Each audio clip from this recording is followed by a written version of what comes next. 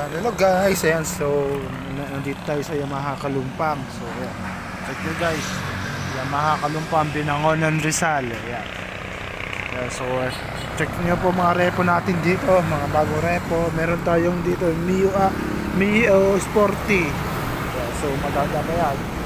So ayan, latest version, meron na rin tong plaka. Ayan, so bago yung plaka nito.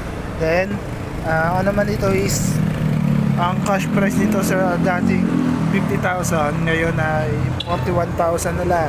Yan. Yan, so 41,000 na lang siya. So yan.